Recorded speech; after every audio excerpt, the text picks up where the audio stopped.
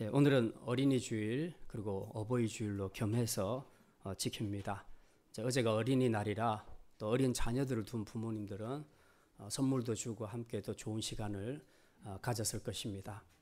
이제 내일 모레는 또 어버이날이어서 이제 반대로 우리가 부모님을 찾아뵙고 또 감사 인사를 드려야 되겠죠. 연휴가 계속되고 있으니까 아마 오늘부터 시작될 것 같은데요. 저도 내일은 어머님께 찾아볼 생각입니다.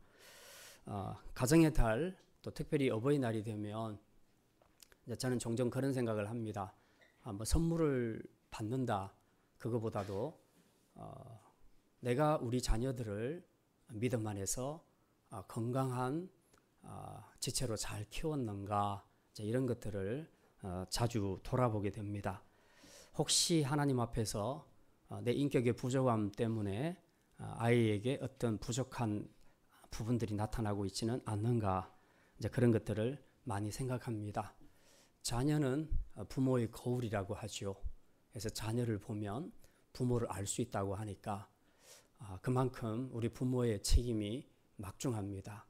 여러분의 자녀들이 사회에서 어떻게 말하고 행동하느냐에 따라서 여러분의 얼굴이 달라질 수 있다는 겁니다. 그래서 우리 부모들이 좀 더 우리 자녀들에 대해서 더 많이 깊이 생각하고 또 우리 자녀들의 교육에 대해서 더 많은 기도를 하나님께 올려드려야 할 것입니다. 자녀에 대한 부모 교육의 중요성은 아무리 강조해도 지나치지 않습니다. 최근 대한항공의 조현민 전무의 그 갑질 사건이 굉장히 큰 뉴스가 되고 있는데요. 많은 사람들이 이 문제를 보면서 이게 가정교육의 문제다, 그렇게 말들을 많이 하더라고요. 그래서 진짜 그럴 수 있는 또 근거들이 계속 동영상으로 올라오고 있습니다. 그 어머니, 뭐 김명인지 이명인지, 아무튼 그 어머니가 보니까 막 갑질하는 그런 내용들이 나오지요. 그래서 이 딸들의 갑질이 자기 자신 안에서만 나오는 것이 아니라 다 이 왜곡된 인격을 가진 어머니나 또 그런 부분들을 감싸고 늘 보호하고 지켜주는 그 아버지의 잘못된 교육이 이런 자녀로 만들지 않았나, 그런 생각을 하게 됩니다. 그래서 그런 가족들을 보면서 그 부모의 그 자식이다, 그런 말을 많이 하게 되지요. 우리가 이렇게 말하지만 또 혹시 우리도 우리 자녀들이 밖에 나가서 혹시 부모의 얼굴에 먹칠을 하고 있지는 않는가, 또 다른 사람들에게 비난받을 부끄러운 행동을 하고 있지는 않는가, 우리가 좀 더 조심하고 살펴봐야 할 것입니다. 자녀 교육에서 우리 부모님들이 가장 먼저 인식해야 될 것은 나의 행동이 아이들의 인격과 성장에 굉장히 중요한 영향을 끼친다 하는 것을 우리가 꼭 인식해야 된다는 사실입니다. 그래서 오늘은 우리 자녀들의 신앙교육에서 부모가 미치는 영향력, 그리고 자녀들은 어떻게 삶의 태도를 가져야 될 것인가, 오늘 본문 말씀을 통해서 함께 좀 생각을 하려고 합니다. 그 열왕기에 나타나는 그 왕들이 북이스라엘 19명, 남유다 20명, 총 39명이 열왕기상에 교차되어서 계속 기록이 되고 있습니다. 근데 그 중에 잘 읽어보면 항상 이런 표현들이 나옵니다. 아묵의 왕은 다윗의 길을 쫓았다. 아묵의 왕은 여로보암의 길을 쫓았다. 아묵의 왕은 아합의 길을 쫓았다. 이런 표현들이 나오고 있습니다. 뭐 길이 굉장히 많은 것 같아도 열왕기에 나오는 여러 왕들이 걸어갔던 길들은 거의 두세 가지로 요약이 됩니다. 그래서 믿음으로 간 사람들은 다윗의 길을 갔고, 그렇지 않은 사람들은 여로보암이나 아합의 길로 갔다. 주로 이제 이렇게 요약돼서 표현이 되고 있습니다. 자, 오늘은 이 많은 왕들 중에 딱 두 가문을 생각을 하려고 합니다.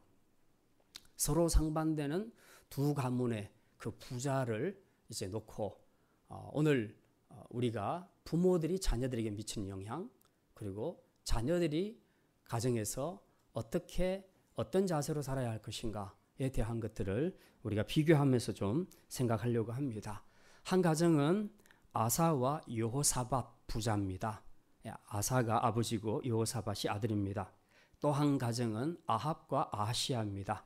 아합이 아버지고 아하시아가 아들입니다. 이제 이 두 가문을 통해서 우리 부모님들과 또 자녀들이 가져야 될 올바른 역할이 무엇인가 하는 것들을 함께 생각하려고 합니다. 오늘 두 가지 말씀 생각할 건데요. 첫째는 부모의 신앙과 인격은 자녀에게 큰 영향을 끼친다는 겁니다. 한번 따라합시다.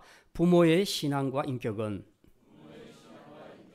자녀에게 큰 영향을 끼칩니다.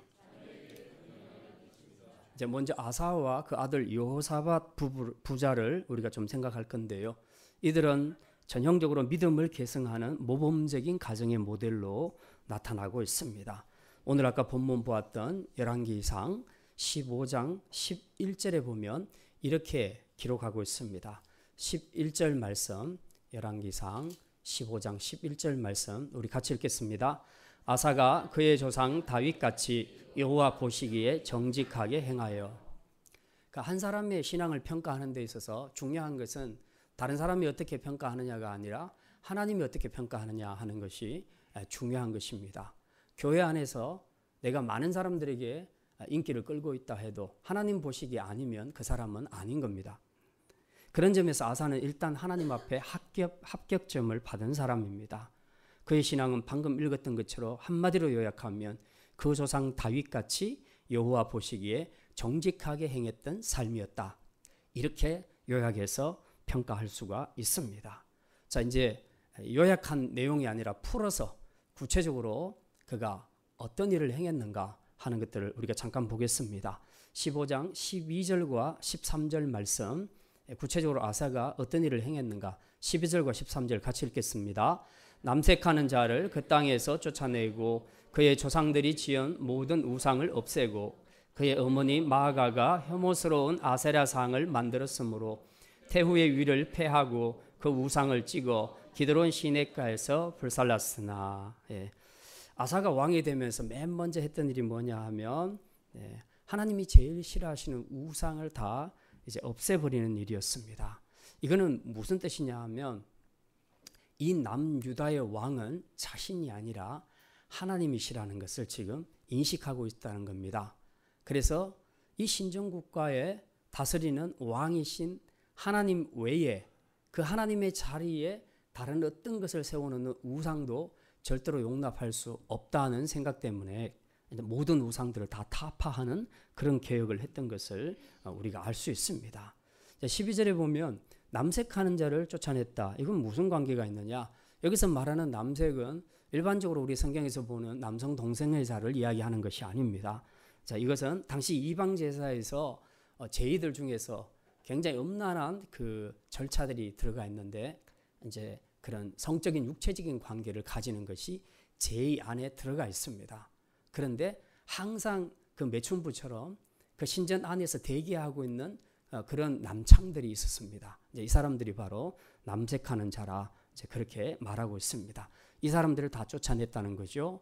결국 이게 이 사람들이 우상 섬기는 것과 같이 맥을 같이 하는 사람들이기 때문에 우상을 타파하면서 이제 그 우상 신전에서 섬기는 남창들까지라도 지금 다 쫓아냈다라고 그렇게 말합니다. 자, 아사 왕의 신앙과 업적은 여기 이렇게 기록이 되어 있지만 사실은 이 병행 구절인 역대하 14장, 15장을 보면요, 훨씬 더 길게 자세하게 잘 나타나 있습니다. 거기 보면 아사 왕이 뭐 바알, 아세라, 태양상 등 모든 종류의 우상을 전부 다 찍고 그리고 백성들에게는 율법을 따라 살게 하고 또 성읍도 건축하고 또 구소와 전쟁을 하게 될 때도 하나님 앞에 정말 간절히 믿음으로 구해서 불가능한 전쟁을 승리로 이끌어낸 사람이 바로 아사왕입니다. 자, 그리고 심지어 오늘 여기 13절에 보니까 그 어머니 마아가가 아세라상, 혐오스러운 아세라 목상을 만들었는데요. 그걸 다 찍어버리고 그리고 그 어머니 태후의 위를 폐하여 버렸다. 그렇게 말하고 있습니다.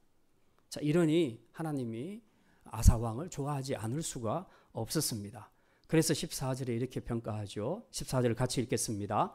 다만 산당은 없애지 아니하니라. 그러나 아사의 마음이 일평생 여호와 앞에서 온전하였느니라. 여기 보면 산당을 없애지 않았다. 라는 표현이 나오는데 역대하를 보게 되면요. 14장에 보면 산당을 없앴다고 나와 있습니다. 그래서 없앤 것이 맞냐 안 없앤 것이 맞냐 둘 다 맞습니다. 왜냐하면 산당을 없애기는 없애는데 수도권을 중심으로 해서 그렇게 없앴는데 나중에 여력이 미치지 못해서 저 지방 산골에 있는 쪽에 산당들은 미처 없애지를 못했습니다. 그러니 없앴다는 말도 맞고 못 없앴다는 말도 맞습니다. 그러나 전체적으로 봤을 때는 완전히 없앤 것은 아니기 때문에 이런 부분에서는 좀 미흡했다. 그러나 총평가는 뭐였냐? 14절에 그러나 아사의 마음이 일평생 여호와 앞에 온전하였다. 성경은 이렇게 평가를 하고 있습니다. 자, 그럼 이렇게 훌륭한 믿음의 아버지 아사의 뒤를 이은 아들은 과연 어떤 신앙일까요? 자, 아사의 뒤를 이어 왕이 된 아들은 여호사밧이라는 왕인데요. 그가 어떤 사람인지는 열왕기상 22장에 잘 나타나 있습니다. 아까 우리 두 번째 본문 봤죠? 열왕기상 22장 맨 마지막 한번 보겠습니다.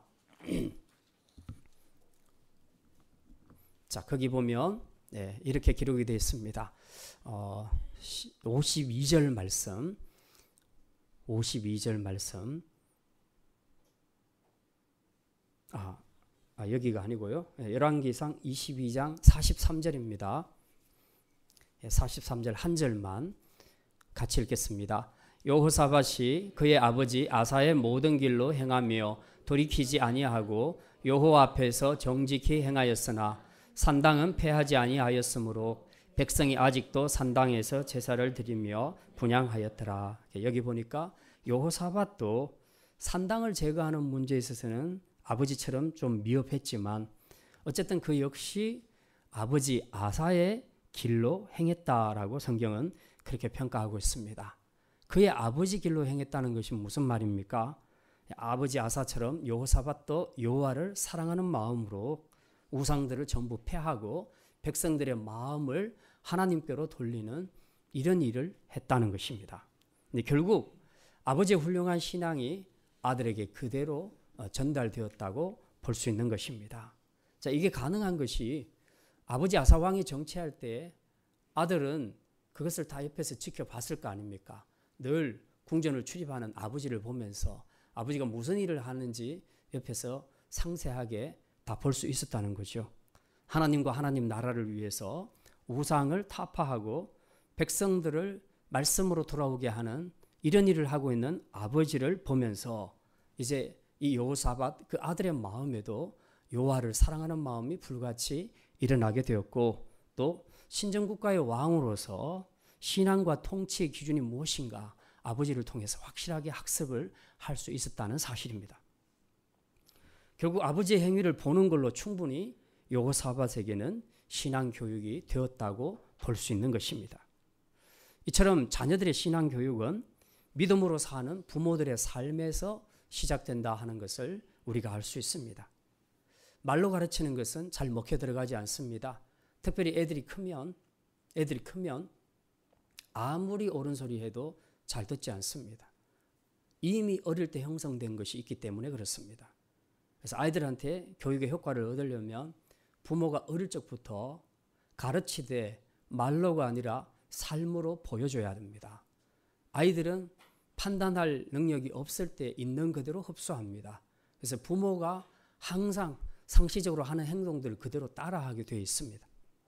그것이 믿음의 행위면 자동으로 아이에게 연결이 되는 겁니다. 그리고 그 상태에서 미진한 부분들을 이제 이론적으로 가르치게 되면 아이들은 받아들이게 되죠. 근데 부모들이 그렇게 살지 않고 애들이 나중에 큰 상태에서 아무리 좋은 말을 해줘도 아무리 이론적으로 이래야 된다 저래야 된다라고 이야기를 해줘도 이미 애들한테는 그 말씀이 들어갈 여지가 없는 것입니다. 아이들에게는 어릴 적 부모들이 했던 것이 이미 교육의 내용으로 자기 안에 다 자리 잡고 있기 때문에 그렇습니다. 그래서 어릴 때의 부모의 행동은 정말 중요합니다. 여러분이 혹시 우리 아이가 행동이나 신앙에 있어서 문제가 있다고 생각이 된다면 이건 누구 때문이다 라고 탓하기 전에 먼저 내가 우리 아이를 어떻게 키웠는가 하는 것들을 먼저 돌아보는 자세가 필요합니다. 부모인 내가 하나님을 찾고 하나님께 구하고 하나님과 동행하는 삶을 살게 되면 내 아이도 그렇게 살 가능성이 훨씬 높습니다. 그러나 부모인 내가 그렇게 살지 못하고 하나님 앞에서 죄 하나도 제대로 끊지 못하고 하나님의 살아계심에 대한 작은 믿음의 고백도 할 수 없이 늘 세상의 가치관에 따라서 흔들리며 그렇게 살아간다면 그것을 본 우리 아이들도 똑같이 살 가능성이 많다는 것입니다. 그래서 사실 부모의 신앙은 자녀의 신앙으로 그대로 흘러갈 가능성이 큰 것이죠. 이제 어릴 때는 아이들이 잘 모르지만 조금만 커가면 아이들은 부모의 신앙을 잘 판단합니다. 말 안 해도 아이들이 자기 부모가 어떤 신앙인지를 더 잘 알고 있다는 겁니다. 그러니까 우리 자녀들이 정말 믿음으로 바르게 서기를 원한다면 우리 부모님들부터 먼저 믿음으로 서야 할 것입니다. 아사는 그런 점에서 아들 여호사밧에 대한 선한 신앙의 영향력을 끼친 왕이었다. 그런 아버지였다 하는 것을 우리가 알 수 있습니다. 자, 이제 반대 경우를 한번 보겠습니다. 아합의 가정인데요. 열왕기상 16장 30절부터 33절에 보면 이렇게 기록이 되어 있습니다. 잠깐 한번 보겠습니다. 열왕기상 16장 30절부터 33절까지 아합이 어떻게 행했는가 잘 나타나 있습니다. 읽겠습니다. 오므리의 아들 아합이 그의 이전의 모든 사람보다 여호와 보시기에 악을 더욱 행하여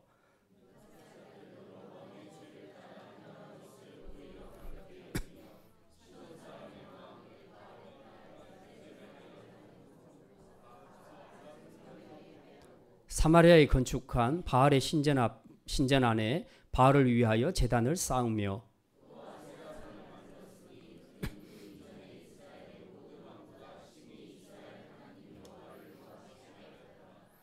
가끔씩 보면 우리 주변에 악을 행하기는 행하는데 특별히 더 잔인한 악을 행하는 사람들이 있습니다.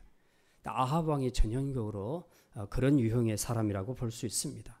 여기 오늘 이 30절에서 33절까지에서도 계속 반복되는 표현이 뭐냐 하면 아합의 악은 아버지 오므리의 악을 능가했다. 그리고 여로보암의 죄 정도는 아주 우습게 여기는 그 정도의 죄였다라고 성경이 그렇게 밝히고 있습니다. 더구나 이 아합은 이방 혼인을 하죠. 그래서 이제 이방 여자인 이세벨을 아내로 데리고 오게 되는데 이 여자가 시집 오면서 자기 나라의 우상을 가지고 들어오게 됩니다. 바알신을 섬기게 되죠. 결국 이 여자 하나 때문에 이스라엘은 우상의 소굴로 변질되게 됩니다. 한마디로 아합 왕은 악의 종합 선물 세트라고 말할 수가 있습니다. 아사 왕을 평가할 때 성경에서 아까 하나님 보시기에 정직하게 행한 왕이었다라고 그렇게 평가한다면 아합 왕에 대해서는 하나님을 제일 크게 노하시게 만든 그런 가장 악한 왕이었다. 그렇게 평가하고 있습니다. 자, 그러면 궁금합니다. 이 악한 아합 왕의 아들은 과연 어떨까? 아합의 아들은 아하시야인데요. 그가 어떤 왕인지는 열왕기상 22장, 아까 우리 보려다가 못 봤는데요. 22장 마지막 51절부터 53절에 잘 나타나 있습니다. 한번 보도록 하겠습니다. 52절과 53절만 같이 읽겠습니다. 그가 여호와 앞에서 악을 행하여 그의 아버지의 길과 그의 어머니의 길과 이스라엘에게 범죄하게 된 느밧의 아들 여로보암의 길로 행하며 바알을 섬겨 그에게 예배하여 온갖 행위같이 하였더라. 아멘. 여기 보니 아하시야는 여호와 앞에서 악을 행하는데 세 길을 따라 행했다. 즉 아버지의 길을 따랐고 어머니의 길을 따랐고 여로보암의 길을 따랐다라고 그렇게 얘기하고 있습니다. 뭐 이 셋을 굳이 나눌 필요도 없고 합칠 필요도 없는데 이 셋이 의미하는 것은 뭐냐 하면 열왕기에서 표현할 수 있는 최고의 악한 자의 길을 상징할 때 이 세 사람을 사용하고 있는 것을 우리가 알 수 있습니다. 그러니 이 세 길을 다 섭렵한 것이 아하시야 왕이었다. 이렇게 해석한다면 아하시아가 어떻게 살았는지 우리가 충분히 짐작할 수 있겠습니다. 실제로 아하시아는 어릴 적부터 아버지 아합과 어머니 이세벨이 무슨 죄를 짓고 사는지를 옆에서 잘 지켜봤습니다. 아합은 아내 이세벨이 가지고 온 모든 바알과 아세라 그리고 여러 종류의 우상들을 모든 이스라엘 사람들에게 다 섬기도록 강요했고요. 그리고 나중에 보면 그 나봇의 포도원이 너무 탐이 나서 이제 힘들어하니까 이때는 또 이세벨이 나섭니다. 나서서 왕이 돼가지고 그거 하나도 못 뺐냐고. 그래서 자기가 모략을 꾸며서 결국은 죄 없는 나봇을 죽이고 그 포도원을 차지하게 됩니다. 그러니까 아주 악랄한 그러면서도 막강한 권력의 힘이 무엇인가 하는 것을 어머니와 아버지를 통해서 확실하게 배웠던 사람이 아하시아 왕입니다. 결국은 이제 매사에 하나님은 안중에도 없고 늘 권력을 이용해서 자신의 욕망을 채우는 악한 아버지 아합과 악한 어머니 이세벨을 보면서 아하시아도 그대로 악을 답습했던 것을 우리가 알 수 있습니다. 대한항공의 조현아, 조현민 두 딸의 갑질은 자신들에게서 나왔다기보다는 오히려 그런 인격을 가진 부모로부터 비롯되었다. 그렇게 보는 것이 더 맞을 것 같습니다. 그래서 부모의 삶과 역할이 중요하다는 거죠. 자녀들이 집에서 뭘 보고 배우겠습니까? 정말 우리 부모들은 두렵고 떨림으로 살아야 합니다. 아하시아도 마찬가지입니다. 권력의 칼을 휘두르며 마음대로 행했던 그 부모를 보면서 그는 똑같은 아버지의 길, 어머니의 길을 걸어갑니다. 열왕기하 1장에 보면요. 아하시아가 어떤 부분에서 아버지를 닮았는지 잘 보여줍니다. 자, 아합이 죽은 후에 아하시아가 왕위에 오르는데 왕위에 오른 지 얼마 안 돼서 불행하게도 몹쓸 병에 걸리게 됩니다. 그래서 혹시 이러다가 자기가 죽는 게 아닐까라는 불안감 때문에 아하시아 왕이 한 짓이 뭐냐 하면 신하들을 에그론에 보냅니다. 에그론 블레셋 땅이죠. 블레셋 에그론으로 보내서 거기서 바알세붑이라는 그 우상에게 가서 자기가 이 병이 낫겠는지 안 낫겠는지 그걸 좀 물어오라고 말합니다. 바알세붑이라는 것은 그냥 여러분 혹시 파리대왕 보셨는지 모르겠는데요. 파리 왕입니다. 그러니까 하살 끝없는 파리 왕에게 이스라엘의 왕이 지금 자기 아픈 것 같고 신하들을 보내서 자기가 낫겠는지 못 낫겠는지 지금 그걸 묻고 있다는 것입니다. 자, 이제 참 정말 한심한 왕이죠. 자, 이때 하나님께서 엘리야를 통해서 말씀합니다. 열왕기하 1장 3절부터 4절에 보면 이렇게 말씀합니다. 이스라엘의 하나님이 없어서 너희가 에그론의 신 바알세붑에게 물으러 가느냐. 그러므로 여호와의 말씀이 내가 올라간 침상에서 내려오지 못할지라 네가 반드시 죽으리라 하셨다. 이스라엘의 왕이란 자가 신앙이라고는 눈꼽만큼도 없습니다. 자기가 아프면 하나님께 낫게 해달라고 한달지 아니면 왜 이런 병이 왔냐고 묻는달지 아니면 앞으로 이게 어떻게 되겠느냐고 최소한 하나님의 선지자에게 가서 물어야 될 거 아닙니까? 그런데 그렇게 하지 않고 오히려 하나님은 배제하고 저 터무니없는 바알이 왕에게 가서 우상에게 가서 거기서 자기 운명을 묻고 있는 이런 어리석은 삶을 살고 있다는 겁니다. 이미 아하시아의 삶에는 하나님이 안중에도 없다는 것입니다. 그러니 아무리 자기가 죽을 병에 걸려도 하나님을 찾지 않고 우상을 찾고 있는 것입니다. 이런 태도는 누구에게 배웠겠습니까? 다 하나님을 무시하는 아버지 아합에게서 배웠다는 것입니다. 아버지가 하나님을 무시하고 안 찾으니까 아들도 하나님을 무시하고 찾지 않는 것입니다. 오늘 우리 부모들이 심각하게 생각해야 될 것이 바로 이것입니다. 부모로서 내 안에 하나님이 없으면 자식 안에도 하나님이 없을 것이라는 생각을 가져야 됩니다. 부모로서 내가 하나님을 찾지 않으면 내 아들도 하나님을 찾지 않을 것이라는 생각을 가져야 됩니다. 이게 자연스러운 가정의 영적인 흐름이라고 생각해야 합니다. 그래서 자녀들을 바르게 세우기 위해서는 이론이 아니라 먼저 부모들이 믿음으로 서야 한다는 사실입니다. 이제부터라도 특히 우리 아직 어린 자녀들을 데리고 있는 부모님들은 충분히 기회가 있습니다.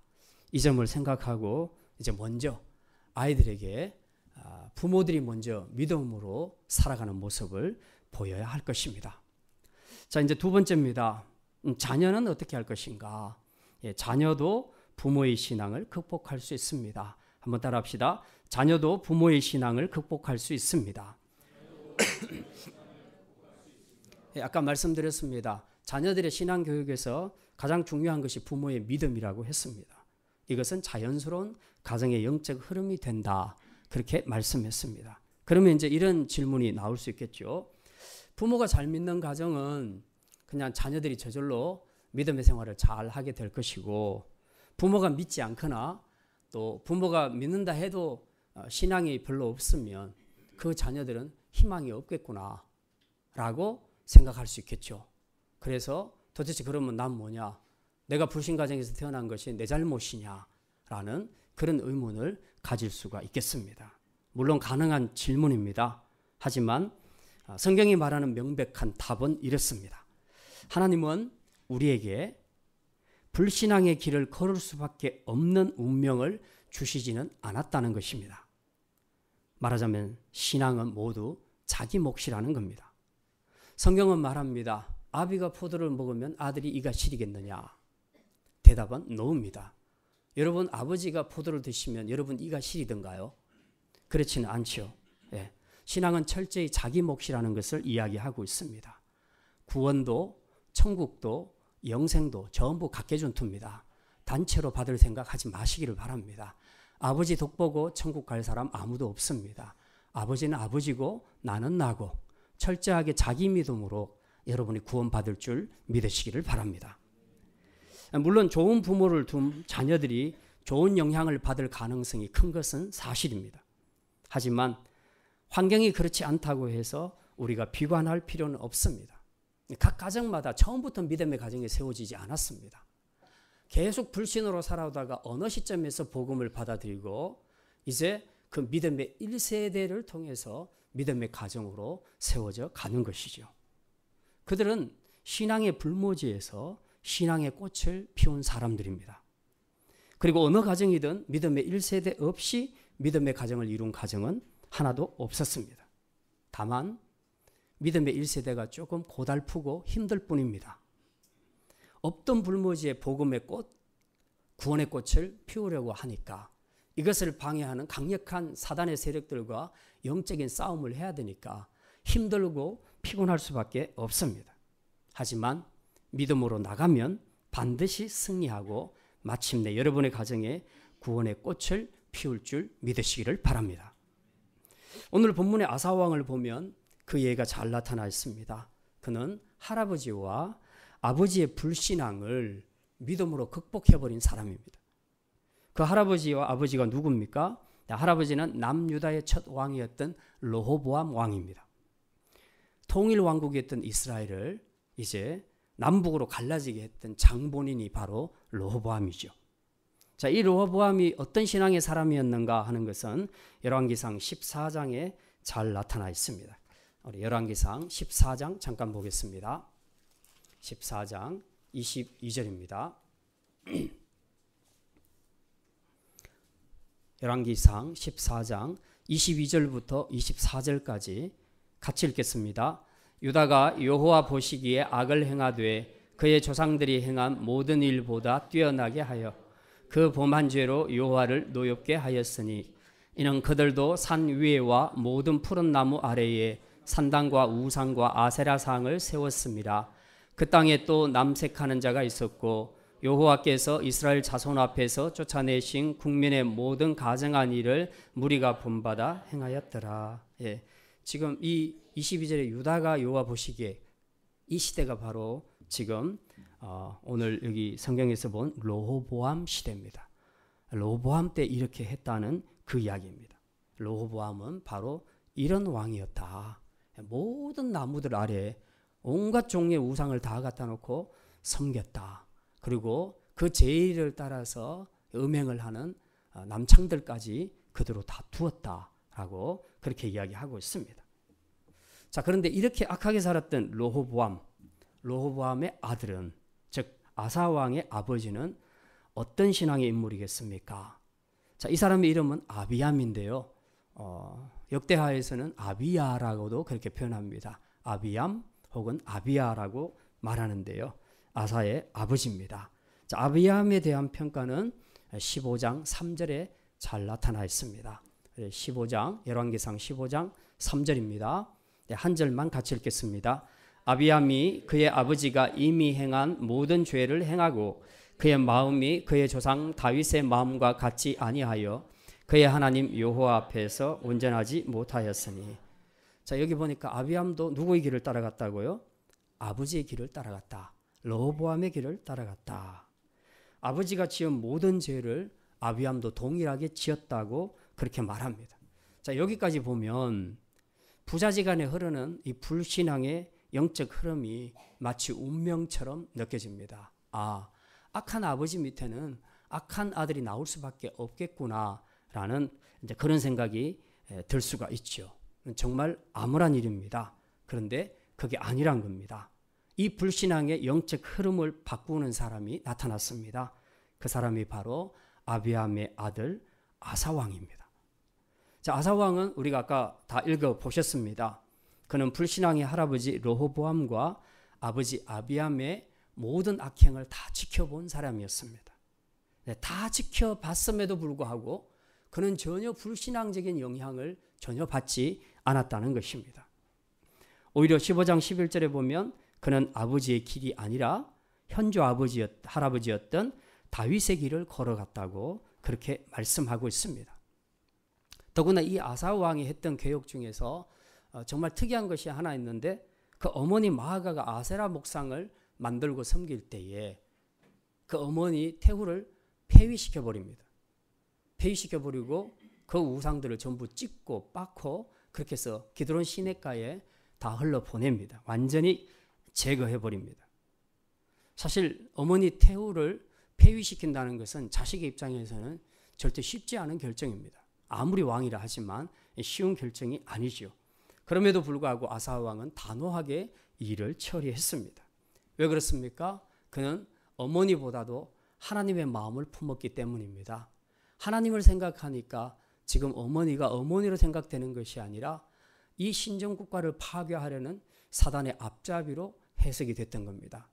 그래서 하나님을 고통스럽게 하는 자는 그 누구라도, 그 어머니라도 그 태후를 폐위시키고 이제 자기가 하려고 했던 그 계획을 단호하게 진행했던 것을 우리가 알 수 있습니다. 이것이 바로 신정국가 왕으로서 나라 기강을 바르게 잡는 것이라 판단했기 때문에 그런 것입니다. 이 정도로 아사 왕은 부모의 불신앙을 담대하게 믿음으로 극복했던 사람이었습니다. 이런 아사 왕을 보면서 내가 지금 이 모양으로 사는 것은 내가 부모를 잘못 만났기 때문이야, 내가 나쁜 아버지 밑에서 자랐기 때문이야 라고 말할 수 있겠냐는 거죠. 그러니까 신앙은, 다시 말씀드리지만 신앙은 철저히 개인의 선택이고 결단이라는 것을 우리가 기억을 하셔야 합니다. 가끔 상담학에서 보면 이제 그런 예들이 나옵니다. 아버지가 알코올 중독이고 술만 마시면 들어와서 자녀들을 때리고 패는, 집안을 다 부숴버리는 그런 사람들이 있습니다. 그럼 자녀들은 그 아빠를 볼 때마다 항상 불안하지요. 마음의 상처가 클 수밖에 없습니다. 그러니까 그런 사람들을 싫어합니다. 술도 싫어합니다. 그런데 이상한 것은 상담학을 해보면 그런 아버지 밑에서 자란 아이들이 싫어하는 그 술을 자기가 하고 아버지가 싫어하는 그 행동을 자기도 나중에 똑같이 반복을 하는 사례들이 굉장히 많이 나타나는 것을 우리가 보게 됩니다.